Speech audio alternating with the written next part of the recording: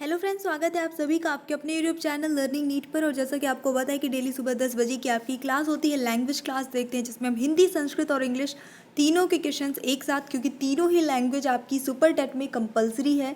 और जाहिर सी बात है, हिंदी की अगर छोड़ देते हैं हिंदी को, तो संस्कृत और इंग्लिश में से एक पर आपकी कमांड अच्छी होगी और एक पे आपकी कमांड थोड़ी वीक होगी। तो आपको जिस पे आपकी कमांड वीक है उसे अच्छे से प्रिपेयर करना है और जिस पे कमांड है उसको रिवाइज करते चलना है, ताकि ऐसा ना हो कि बनी बनाई भूल पढ़ी पढ़ाई चीज़ें एग्ज़ाम टाइम पे भूल जाएं। तो चलिए स्टार्ट करेंगे सेशन बिना टाइम वेस्ट किए। जितने भी लोग जुड़ चुके हैं रिप्लाई करने के लिए रेडी हो जाइए। और एक प्लेलिस्ट इसकी बना दी है मैंने, सुपर टेट भाषा प्रैक्टिस सेट, तो वहाँ से आप जितनी भी आपकी क्लासेस छोटी हों वो अटेंड कर सकते हैं। तो आज का जो पहला प्रश्न है वो है, पितरों में कौन सा समास है? एक शेष द्वंद्व, समाहार द्वंद्व, इतरेतर द्वंद्व, उक्त सभी। पितरों। चलिए देखेंगे उत्तर क्या होगा। तो यहाँ पे आपका ऑप्शन नंबर ए सही आएगा, एक शेष द्वंद्व। ये एक शेष द्वंद्व समास क्या होता है कि देखिए, द्वंद्व समास में आपको पता है कि दो पद होते हैं, दोनों पद प्रधान होते हैं। लेकिन कभी कभी ऐसा होता है कि जैसे यहाँ पे पितरौ लिखा है, तो देखने में एक नज़र पे पढ़ने पे लग रहा है कि सिर्फ पिता के का नाम लिखा है, लेकिन पितरौ का मतलब माता और पिता है ना, दोनों हो जाते हैं इसमें। माता, तो माता वर्ड इसमें कहीं ना कहीं छुपा है, सिर्फ एक ही शेष बचा है देखने में। तो बिल्कुल आपका ऑप्शन नंबर ए सही होता है। ऐसे जो है द्वंद्व समास एक शेष द्वंद्व कहलाते हैं। शैलेंद्र, ये किसका पर्याय है? हिमाचल, हिमालय, नगपति या फिर ये सभी।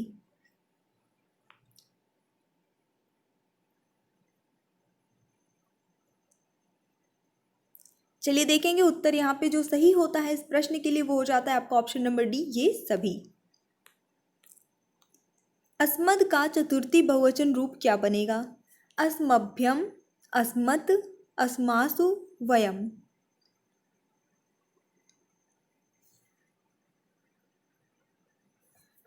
उत्तर जाएगा बिल्कुल, जितने भी लोगों ने गैस कर लिया, ऑप्शन नंबर ए बिल्कुल सही है। अस्मभ्यम रूप बनेगा चतुर्थी बहुवचन में अस्मत् का। गृह का पंचमी एक वचन रूप क्या बनेगा? गृहेण, गृहाय, गृहात, गृहे। आसान है ये। फल वगैरह का भी याद होगा आपको किसी का, तो उस हिसाब से चला लीजिए, बन जाएगा आंसर। ठीक है, उत्तर होगा यहाँ पे आपका ऑप्शन नंबर सी सही हो जाता है, गृहात। पंचमी एक वचन बनेगा आपका गृहात। कर्त शब्द का सप्तमी द्विवचन क्या रूप क्या बनेगा? तो मेरे ख्याल से सप्तमी द्विवचन रूप की एक बहुत अच्छी पहचान मैंने आपको बहुत पहले बताई थी, वही आप पहचान को रखिए तो आपका आंसर निकल आएगा, भले नहीं याद है तो। मैंने ऐसे ट्रिक्स बताई हैं जिसमें बहुत सारे शब्द रूप आप ऐसे गेस कर सकते हैं। संस्कृत नाम की प्लेलिस्ट बनी है, वहाँ पे आपको ये सारे वीडियोस, थ्योरी वीडियोस मिलेंगे कि किस तरह से आपको याद रखने हैं सारी चीज़ें। ऑप्शन नंबर यहाँ पे ए सही होता है, ओ की मात्रा लगी होती है बेसिकली, तो सप्तमी द्विवचन में कर्त्रो ही इसका जो है सही आंसर हो जाएगा। पा धातु का अनियर प्रत्यय क्या होगा? मतलब आप पा धातु में जब अनियर प्रत्यय लगाएंगे तो क्या बनेगा आपका नया शब्द? पातत्य, पानीय, निपीय, पिब। पिव, नॉट पिब। चलिए देख लेंगे उत्तर। जो यहाँ पे सही होगा वो हो जाता है आपका ऑप्शन नंबर बी, पानीय बनेगा। अनियर प्रत्यय में अनीय जो है वो शेष बचता है, र नहीं बचता है, अनीय बचता है। जैसे पठ में लगाएंगे तो पठनीय हो जाएगा। ग का उच्चारण स्थान क्या है? दंत, कंठ, तालु, मूर्धा।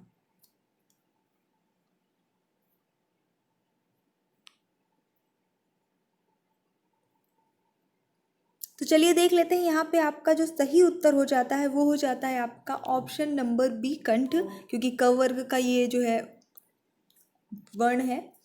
पंचगुह अस्मिन पदे समासः अस्ति, यानी कि पंचगुह में कौन सा समास है? द्वंद्व, कर्मधाराय, बहुब्रीहि या फिर द्विगु। हमें बहुत अच्छे से पता है कि जब प्रथम पद जो है संख्यावाची दिखे तो वहाँ पे द्विगु समास होता है, तो ऑप्शन नंबर डी यहाँ पे बिल्कुल सही हो जाता है। ददौ क्रियापद में प्रयुक्त लकार पुरुष और वचन कौन से हैं? तो आप जितने भी ऑप्शन देख रहे हैं उसमें लिट धातु है। जाहिर सी बात है कि लिट धातु आपने नहीं याद की होगी, नहीं पढ़ी होगी। टोटल, सॉरी, लिट धातु नहीं, लिट लकार है, सॉरी। तो 10 लकार होती है आपके यूपी टेट का। जब आप सिलेबस उठा के देखेंगे तो उसमें आपके स्टार्टिंग के 5 जो है लकार आपके सिलेबस में हैं। सुपर टेट की बात करते हैं तो सुपर टेट में कौन कौन से लकार आएंगे इसका कोई मेंशन कहीं पे नहीं किया गया है। संभवतः ये 5 लकार जो यूपी टेट के सिलेबस में वही पूछे जाते हैं या फिर वही पूछे जाएंगे। बट इन केस ऐसा कोई क्वेश्चन आ गया तो आप उसे डिनाई नहीं कर सकते कि ये आउट ऑफ सिलेबस है, क्योंकि सिलेबस में पूरी पूरी ग्रामर दी है, मेंशन नहीं किया गया है कि कौन सा लकार आएगा और कौन सा नहीं आएगा। फिलहाल जो इसका डायरेक्ट उत्तर देख लेते हैं। ऑप्शन नंबर यहाँ पे ए सही हो जाता है। लिट लकार प्रथम पुरुष और एक वचन बनता है। परेशान मत होइए इस क्वेश्चन के लिए, जहाँ तक मुझे लगता है संभावना इस लकार के आने की कम है, लेकिन अगर आ गया तो वो आउट ऑफ सिलेबस नहीं कहलाएगा। शुद्ध वाक्य है क्या? सह तिष्ठन्ति ते खादन्ति भवान लिखन्ति सह पठति।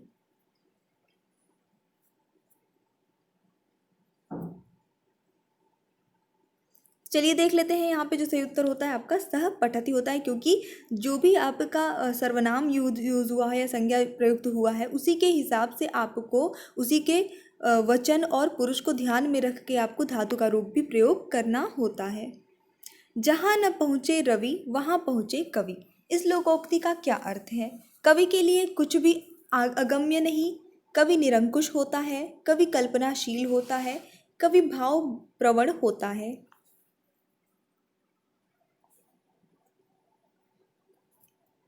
तो यहाँ पे इसका सही उत्तर है आपका ऑप्शन नंबर सी, कवि कल्पनाशील होता है। मतलब कि कवि की कल्पना, जहाँ देखिए रवि मतलब क्या है? सूर्य। सूर्य की किरणें कहाँ नहीं पहुँचती हैं? हर जगह पहुँचती है, पहुँचती ना। लेकिन ये कहने का मतलब है कि कवि की कल्पना इतनी आगे तक जाती है, इतनी दूर तक जा सकती है, इतना कल्पना कर सकता है कवि, जहाँ की सूरज की धूप भी ना पहुँच पाती हो, वहाँ तक उसकी कल्पना पहुँचती है। तो इसका अर्थ जो है ऑप्शन नंबर सी हो जाता है। मेरा नया बचपन कविता किसने लिखी है? सुमित्रा कुमारी चौहान, सुभद्रा कुमारी चौहान, माखनलाल चतुर्वेदी या रामधारी सिंह दिनकर।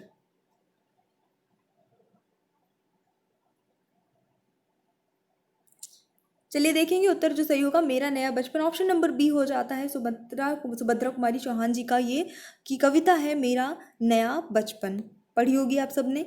निम्न में से चांदनी का पर्यायवाची नहीं है क्या? चंद्रिका, चंद्रप्रभा, चंद्रयक, कौमुदी।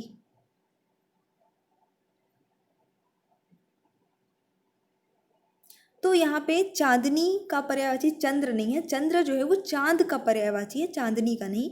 ठीक है, चांद क्या होता है? जो मून होता है, और चांदनी क्या है? उसकी जो रोशनी होती है, लाइट होती है, उसे कहते हैं। तो दोनों अलग चीज़ें हैं। अनुनासिक व्यंजन कौन से होते हैं? वर्ग के प्रथमाक्षर, वर्ग के तृतीयाक्षर, वर्ग के चतुर्थाक्षर या फिर वर्ग के पंचमाक्षर। देखिए आपको पता है कि जो व्यंजन है उसके टोटल 5 वर्ग हैं। हर वर्ग में 5-5 अक्षर हैं। अक्षर इन द सेंस कि आपके व्यंजन ही रहते हैं, वर्ण रहते हैं। तो उसी में से आपको बताना है कि वर्ग का पहला अक्षर होता है, तीसरा होता है, चतुर्थ होता है या फिर पंचमी होता है। ऑप्शन नंबर यहाँ पे जो सही जाता है डी होता है। अनुनासिक व्यंजन आपके सभी वर्गों के जो पंचमाक्षर होते हैं वो होते हैं।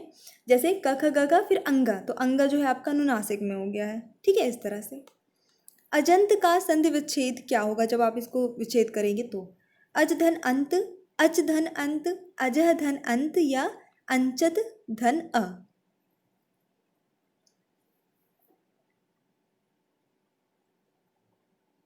तो यहाँ पे आपका ऑप्शन नंबर बी हो जाएगा, अच धन अंत, ये इसका सही आंसर हो जाता है। और कौन सी संधि है फटाफट से कमेंट करके बताइए। देखिए च बन गया ज, संधि का नाम कमेंट करिए, हिंट कर दिया है।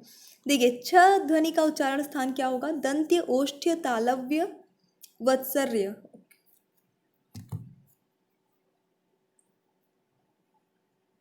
उत्तर सही जाता है इस प्रश्न के लिए आपका ऑप्शन नंबर सी, तालव्य, तालु होता है इसका उच्चारण स्थान। देवर को स्त्रीवाचक बनाने के लिए आप कौन से प्रत्यय का प्रयोग करेंगे? आई, आनी, अनि, आवर।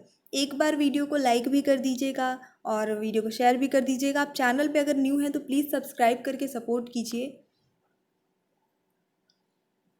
तो यहाँ पे जो सही उत्तर होता है आपका वो हो जाता है ऑप्शन नंबर बी, आनी लगाते हैं, बन जाता है देवरानी। निम्न में वाक्य के अंत में कौन सा विराम चिन्ह आएगा? क्या तुम जानते हो कि प्रधानमंत्री आज विदेश जा रहे हैं? पूर्ण विराम, प्रश्नवाचक चिन्ह, विस्मयादिबोधक चिन्ह, अर्धविराम। क्वेश्चन पूछा जा रहा है कि क्या मतलब प्रधानमंत्री आज विदेश जा रही है, बात क्या तुम्हें पता है? तो यहाँ पे जो सही उत्तर आएगा आपका ऑप्शन नंबर बी आ जाएगा, प्रश्नवाचक चिन्ह यहाँ पे होना चाहिए था। माटी की मूर्तें, ये किसने लिखा है? महादेवी वर्मा, निराला, सुमित्रा नंदन पंत जी या राम वृक्ष बेनीपुरी जी ने? माटी की मूर्त, चलिए देखेंगे यहाँ पे जो सही उत्तर होगा वो हो जाता है आपका ऑप्शन नंबर डी, राम वृक्ष बेनीपुरी जिन्हें आवारा मसीहा जीवनी में किसका जीवन चरित्र है? बंकिम चंद्र चटर्जी जी का, शरत चंद्र चट्टोपाध्याय जी का, भगत सिंह का या जैनेन्द्र जी का? मैं बता दूं कि आवारा मसीहा जो है विष्णु प्रभाकर जी ने लिखा है और एक तरह से पूरा वनवास काटा है इसको लिखने के लिए। उन्होंने 14 साल लगाया है उन्होंने ये आवारा मसीहा लिखने के लिए। इसको लिखने के लिए उन्होंने पहले सबसे तो क्या किया, बांग्ला सीखी। बांग्ला उन्हें नहीं आती थी, पर्टिकुलर ये जीवनी लिखने के लिए उन्होंने बांग्ला सीखी। 14 साल का जो है उन्होंने इस पर समय लगाया है और तब जाके लिखा है और बहुत ज़्यादा ये फेमस भी हुई इसी कारण से। ये जीवनी किसकी है? शरत चंद्र चट्टोपाध्याय जी की। ऑप्शन नंबर बी यहाँ पे सही हो जाता है। तो चलिए आ जाते हैं इंग्लिश में। आज इंग्लिश में मैंने थोड़े अलग टाइप के क्वेश्चंस इंक्लूड किए हैं। क्वेश्चंस अलग टाइप के नहीं हैं एक्चुअली, प्रीपोजिशन के हैं सारे क्वेश्चंस, पर यहाँ पे आपको ऑप्शन नहीं दिख रहे होंगे। ऑप्शन मैं आपको दूंगी, डोंट वरी। तो यहाँ पे दो दो क्वेश्चन का ऐसा सेट है और 2 क्वेश्चंस के लिए आपको 4 ऑप्शन देंगे। चारों में से आपको जो है इसमें क्या प्रीपोजिशन आएगा वो गेस करना है। और आई थिंक प्रीपोजिशन कितने आपके सही है कमेंट करके ज़रूर बताइएगा, क्योंकि 1 साल से प्रीपोजिशन पढ़ाई और सबसे ज़्यादा वीडियो मैंने प्रीपोजिशन पे दिए हैं, थ्योरी भी और प्रैक्टिस सेट भी। तो ये आपका सही होना चाहिए। तो चलिए स्टार्ट करेंगे इसको, है ना। He comes blank my house daily. He comes blank my house daily. Option आपके हो जाते हैं ऑफ, टू, विथ, इन। दूसरे के लिए भी यही ऑप्शन है, ठीक है। 4 ऑप्शन में से आपको दोनों के लिए गेस करना है। She was charged blank murder. फटाफट से गेस कर लीजिए। तो चलिए देख लेते हैं आंसर। पहला जो है ही कम्स, वो मेरे घर रोज आता है, तो ऑप्शन नंबर यहाँ पे सही होगा 2 आएगा। He comes to my house daily, ये आना चाहिए। And she was charged blank murder, यानी कि उस पर जो है वो किस चीज़ का आरोप लगा है? मर्डर का, ठीक है। उसको लगा है नहीं, लगा था। तो यहाँ पे आपका ऑफ जो है आना चाहिए, चार्ज्ड ऑफ चलता है, चार्ज ऑफ मर्डर। तो he comes to my house daily, she was charge of murder. अगर आपने यही गेस किया था तो आंसर सही है। चलिए आ जाएंगे नेक्स्ट। दूसरा सेट हमारा जो है उसमें he gained an advantage blank me, और दूसरा है they rested blank the shade of a mango tree. Options आपके यहाँ पे हैं इनटू, ओवर, अंडर, अगेंस्ट। इस पे लिखते थोड़ा अच्छे से नहीं बनता है तो, क्योंकि उंगलियों से लिखना पड़ता है इसमें। तो चलिए देख लेते हैं यहाँ पे जो करेक्ट आंसर होगा। ही गेन एड एडवांटेज ब्लैंक मी, यानी कि उसने जो है मुझसे लाभ उठाया, ये सेंस होता आता है। ऑप्शन नंबर हो जाएगा यहाँ पे ये वाला सही, ओवर आना चाहिए। He gained advantage over me, ठीक है। एडवांटेज ऑफ मी नहीं होगा, एडवांटेज ऑफ मेरा लाभ नहीं उठाया, मतलब कि मेरे द्वारा या मेरे थ्रू या इस तरह से करने के लिए, ये प्रदर्शित करने के लिए ओवर यूज़ किया गया है। नेक्स्ट जो है आपका they rested blank the shade of a mango tree, यानी कि वो जो है उन्होंने आम के पेड़ की छाया के नीचे जो है रेस्ट किया था, रेस्ट किया या रेस्ट किया था। तो पेड़ की छाया के नीचे मतलब अंडर, तो आपका यहाँ पे आएगा क्या? Under, under the shade of mango tree. किसी भी चीज़ के जब नीचे के लिए हम यूज़ करते हैं तो अंडर यूज़ करते हैं।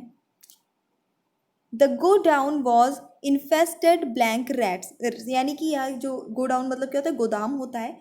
जो गोदाम था वो पूरा बिल्कुल चूहों से भरा हुआ था, मतलब वहाँ चूहों की भरमार थी, ठीक है। और दूसरा है his father deals blank sugar. अब क्या आएगा वो आप जानिए। तो चलिए पहले यहाँ पे मैं आपको ऑप्शंस दे देती हूँ। यहाँ पे आपका ऑप्शन आएगा in, to, with, of. The godown was infested blank rats, चूहों की भरमार थी, चूहों से भरा हुआ था। तो यहाँ पे आपका सही आंसर आएगा option number B, sorry C, with. The godown was infested with rats. यहाँ पे कोई भी चीज़ इन्फेस्टेड के साथ आपको विद लगाना होता है, जिस चीज़ की भरमार हो उसके पहले। His father deals blank sugar. Deals के साथ बेसिकली आप इन लगाएंगे। He his father deals in sugar, ये सही आंसर हो जाएगा। एक दिन मैं आपको पूरी लिस्ट प्रोवाइड कराऊंगी क्या किसको फॉलो करता है, किसके साथ आपको क्या लगाना है, तो उसको मार लीजिएगा रट्टा, तो आपके आधे से ज़्यादा तो वैसे भी सही होने लगेंगे। I shall look blank the matter very soon. I shall look blank the matter very soon, मतलब कि ये मामला मैं जल्द ही देखूंगा, निपटाऊंगा या जो भी करूंगा। ऑप्शन है आपके टू, फॉर, इनटू और एट। सही आंसर होगा यहाँ पे बिल्कुल आपका ऑप्शन नंबर सी जाता है, इनटू आएगा। लुक इनटू हो जाता है look into the matter very सून, यानी कि किसी चीज़ में ज़्यादा विशेष ध्यान देकर और उस चीज़ को हैंडल करना overall. I looked blank my handkerchief everywhere, यानी कि मैंने अपनी रुमाल हर जगह ढूंढा। यहाँ पे लुक्ड का मतलब ढूंढा है, खोजने की कोशिश है। इन the dark she knocked blank the wall, अंधेरे में she knocked blank the wall. अब ब्लैंक में क्या आएगा उसी के हिसाब से क्या इसका जो है सेंस बनेगा। ही जम्प्ड ब्लैंक माई ऑफर, देखिए किसी चीज़ के ऊपर कूदने की बात नहीं हो रही। ब्लैंक माई ऑफर मतलब मैंने उसे कोई प्रस्ताव दिया था, वो आ गया उसमें, ठीक है, ये सेंस आ रहा है। चलिए ऑप्शन देख लेते हैं। ऑप्शंस आपके वही है, to, for, eight, against.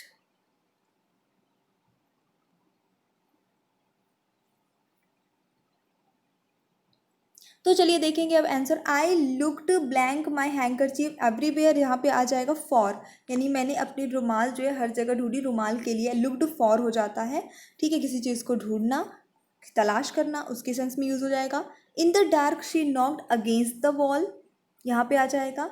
And he jumped blank my offer, यहाँ पे आ जाएगा आपका सही answer at. He jumped at my offer. अगर यहाँ पे जैसे कोई चीज़ होता, जैसे नदी होता, ही जम्प्ड तो इनटू द रिवर हो जाता, ठीक है। टेबल होता तो ऑन द टेबल। और ये सारी चीज़ें मैंने आपको इंग्लिश प्रैक्टिस सेट की जो अलग से क्लास थी समझाई भी है। फिर भी अगर आप चाहते हैं प्रीपोजिशन की अभी और प्रैक्टिस की ज़रूरत है तो बताइएगा, विद एक्सप्लेनेशन मैं एक अलग से प्रीपोजिशन का प्रैक्टिस सेट आपके लिए प्रोवाइड करा दूंगी। सो ये हमारी छोटी सी क्लास थी। I just hope you like the class. If you like don't forget to like, share and subscribe. So thanks for watching, keep studying and bye bye.